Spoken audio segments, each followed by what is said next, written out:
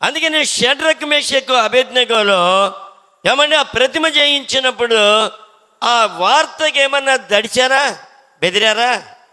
చెప్పండి. ఏ మాత్రం జడీలేదండి. ఏమన్నారు? ఓ రాజా, 3:28 చదవండి.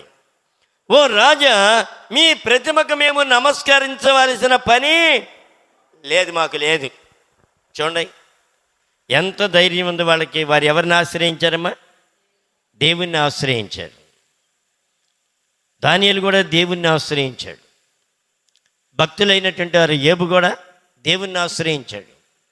దావీదు కూడా దేవుణ్ణి ఆశ్రయించాడు. మోషే కూడా దేవుణ్ణి ఆశ్రయించాడు. చాలామంది దేవుని ఎడల భయభక్తులు కలిగిన రాజులందరూ కూడా దేవుణ్ణి ఆశ్రయించారు. మన దేవుడు గొప్ప దేవుడు అనేది ఉందా నీకు? ఆయన్ని ఆశ్రయంగా పెట్టుకున్నావు. ఏదో 2000 సంవత్సరాల నాడు యేసుప్రభు వచ్చాడు, ఇప్పుడే ఉందలేండి అని మనసు ఉందా నీకు? ఏమన్నాడు? నిన్న నేడు నిరంతరం ఏకరీతిగా ఉన్న దేవుడు. మరి ఇలాంటి దేవుని యందు నీకు విశ్వాసం ఉందా? విశ్వాసం ఉందా నీకు ఎలాంటి దేవుని అద? షడ్రకు మేషకు అబేద్నెగోలు ఎవరిని దేవుణ్ణి ఆశ్రయంగా చేసుకున్నారు. అగ్నిగుండానికి కూడా వారు భయపడలేదు, ఏమాత్రం కూడా భయపడలేదండి. బబులోను దేశమందున ఆ భక్తులు ముగ్గురు బొమ్మకు మ్రొక్కనందున, బబులోను దేశమందున ఆ భక్తులు ముగ్గురు బొమ్మకు మ్రొక్కనందున, పట్టి బంధించే రాజు అగ్నిలో పడవేసే, పట్టి బంధించే రాజు అగ్నిలో పడవేసే, 4వ వాడు తిరగలేదా? ఓ భక్తుడా, రాజు రమ్మని పిలువలేదా? 4వ వాడు తిరగలేదా? ఓ భక్తుడా, రాజు రమ్మని పిలువలేదా? భయమో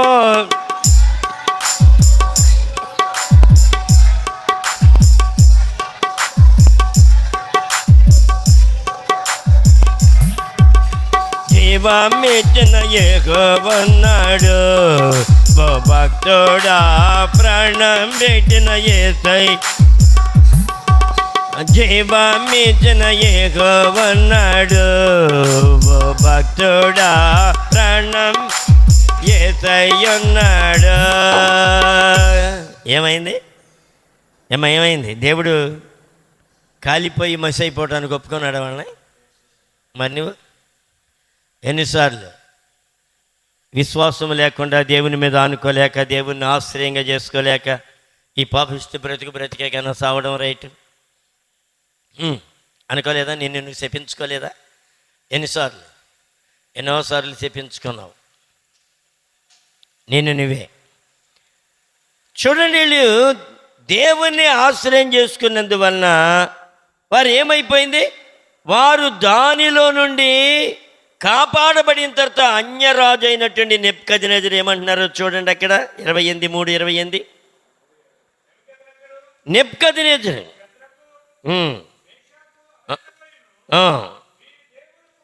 చూడండి, ఎవరండినా? ఒక అన్యరాజు అయినటువంటి దేవుణ్ణి ఎరుగుండాడైనా. దేవుణ్ణి ఎరిగితే ప్రతిమని చేస్తాడా? చెప్పండి.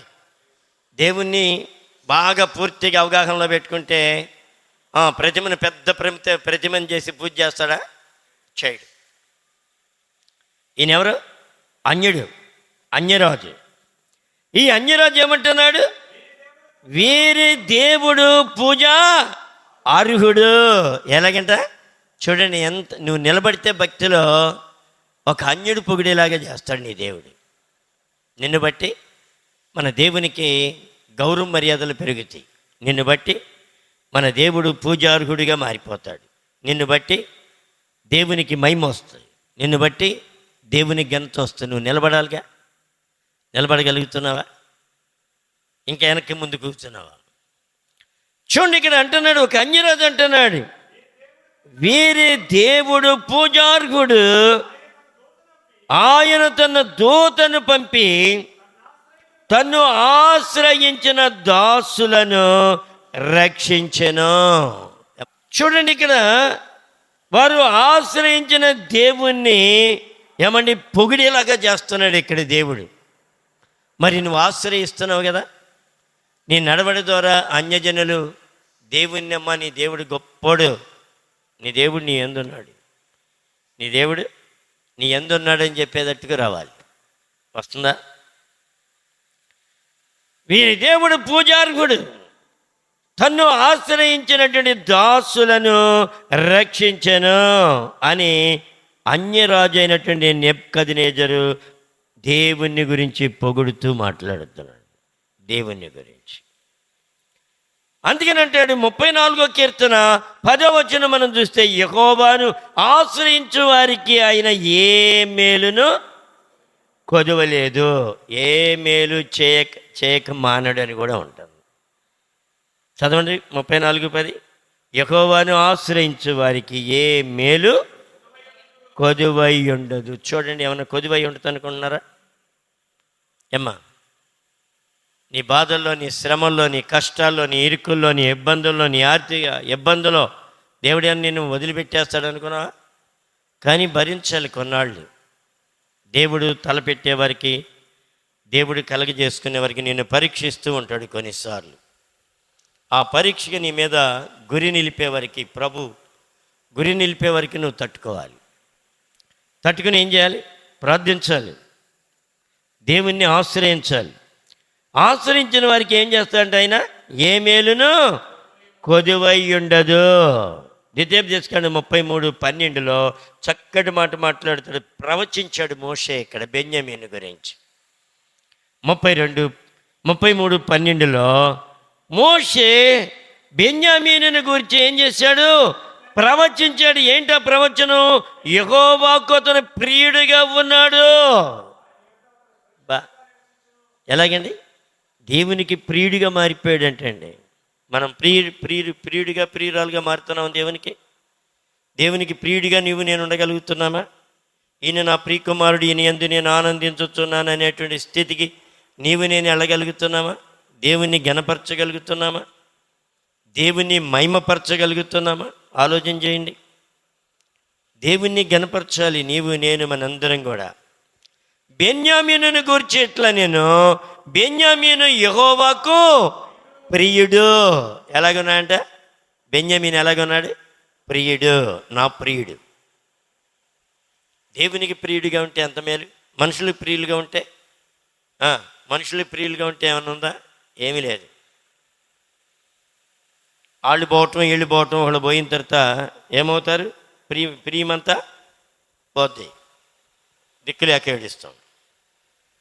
కానీ ఇక్కడ దేవునికి మనం ప్రియుడిగా ఉంటే, బెన్యామీను యెహోవాకు ప్రియుడు, ఆయన యొద్ద అతడు సురక్షితముగా నివసించును. ఎప్పుడైతే నువ్వు దేవునికి ప్రియుడిగా ప్రియురాలుగా ఉంటావు, అప్పుడు ఎలాగుంటావంటే ఆయన యొద్ద నీవు సురక్షితముగా నివసిస్తావట.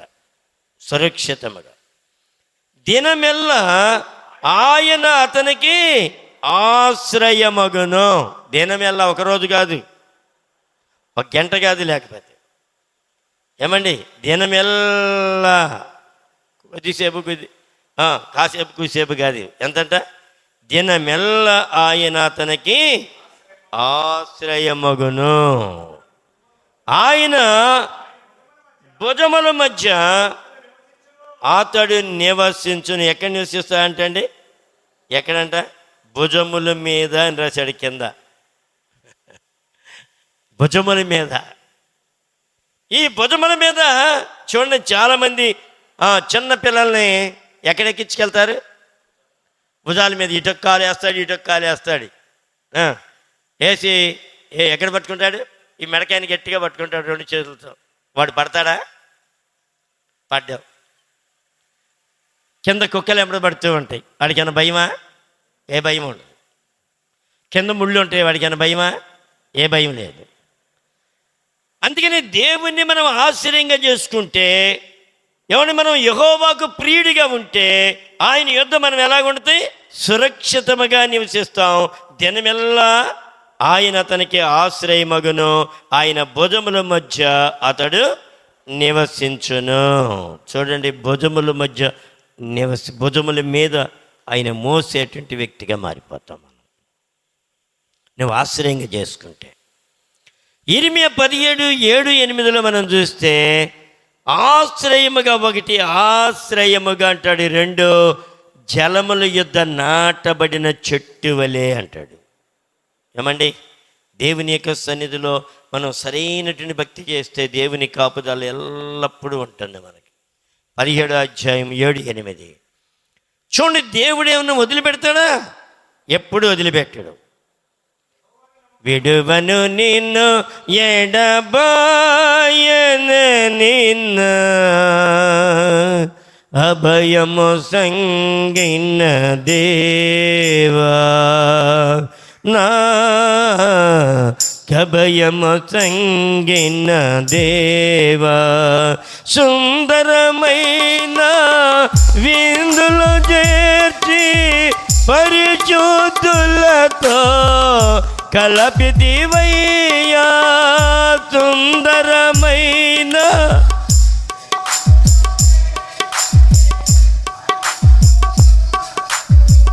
కలపితివయ్యా, క్రోవిన విందుగా చేసి నీ కుమారునిగా చేసితివి నన్ను, నీ కుమారునిగా చేసితివి.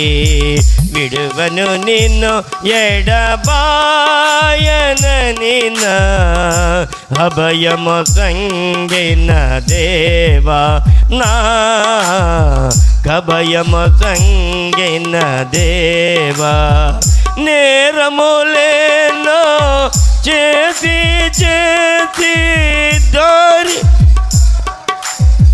దుష్టుడనయ్యా, నేరములేనో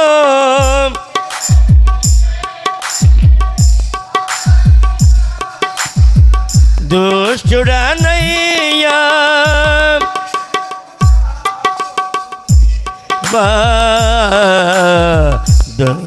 దారిని నడుపుము దేవా నన్ను, నీ దారిలో నడుపుము దేవా.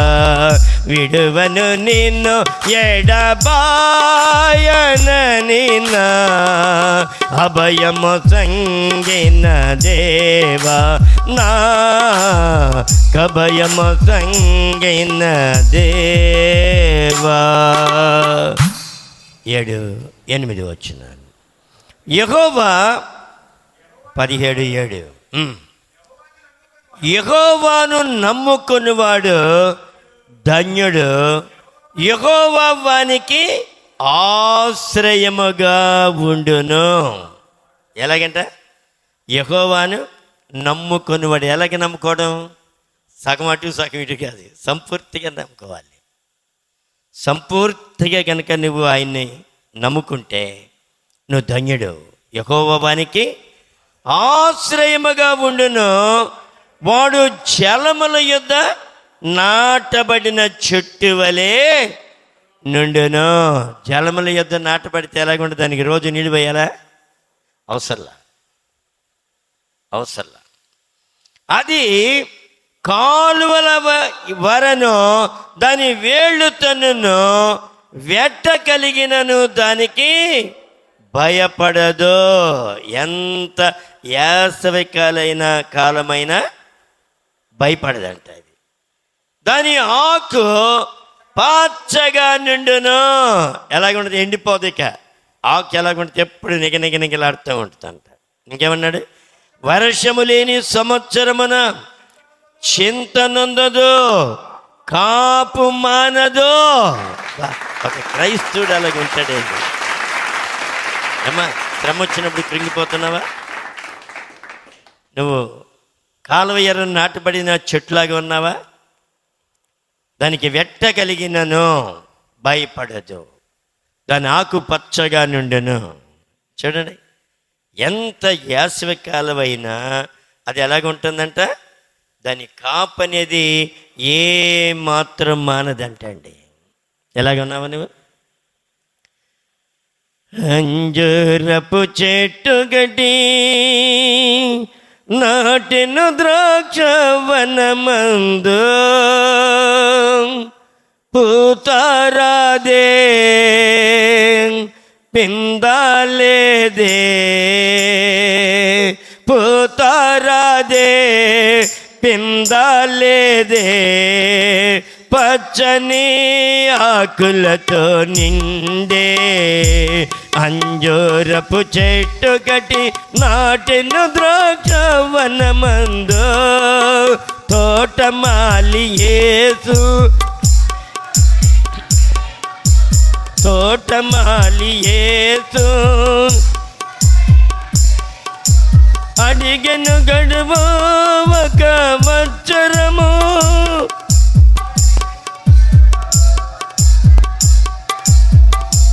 పాదును త్రోవి రాళ్లను ఏరి, పాదును త్రోవి రాళ్లను ఏరి ఫలించుటకు బహుశ్రమ పడెను, ఫలించుటకు బహుశ్రమ పడెను. అంజూరపు చెట్టు గటి నాటెను ద్రాక్షవనమందు పూతారాదే పిందాలేదే, పూతారాదే పచ్చని ఆకులతో నిండే, పచ్చని ఆకులతో నిండే అంజూరపు చెట్టు కట్టి నాటెను ద్రాక్షవనమందు. పోతలేదా, కాపు లేదా ప్రియ తల్లి? ఆయన ఆశ్రయం చేసుకో. నువ్వెప్పుడు పచ్చగా ఉండి దాని కాపు ఏమన్నాడు ఇక్కడ? దాని కాపు మానదు. చూడండి ఎంత ఆశీర్వాదం. ఏమన్నాడు? దాని ఆకు పచ్చగా నుండును, వర్షము లేని సంవత్సరమున చింత నొందదు, కాపు మానదు. దేవుణ్ణి ఆశ్రయిస్తే నువ్వు కాపు మానవు, పూత మానదు. ఒక చెట్టు బాగా పూత విపరీతంగా పూస్తుంది. పూసి ఏం చేస్తుంది చెప్పండి? ఆ పూతంతా రాలిపోద్ది. దానివల్ల ప్రయోజనమా? ప్రయోజనమా? నో ప్రయోజనం. పూత ఏమవ్వాలి? అందుకని మన వాళ్ళు ఏం చేస్తారు? పూత నిలవటానికి ముందు కొడతారు, పూత నిలవడానికి ముందు కొడతారు. ఆ ముందే ఇది. మీ పూత నిలబడాలి, దేవుని ఆశ్రయించాలి, దేవుని మీకు దేవుడిగా చేసుకోవాలి, మీరు వర్ధిల్లుతూ ఉండాలి. కాపు మానకూడదు, ఆకు ఎండిపోకూడదు. అలాంటి కృప దేవుడు మన సంఘానికిని మనకిని ప్రభు ఎల్లప్పుడూ అనుగ్రహించునుగాక. ప్రార్థన చేసుకుందాం. తల్ల వంచండి, ప్రార్థన చేసుకుందాం. ప్రతి ఒక్కరూ ప్రార్థన చేద్దాం. తల్ల వంచండి.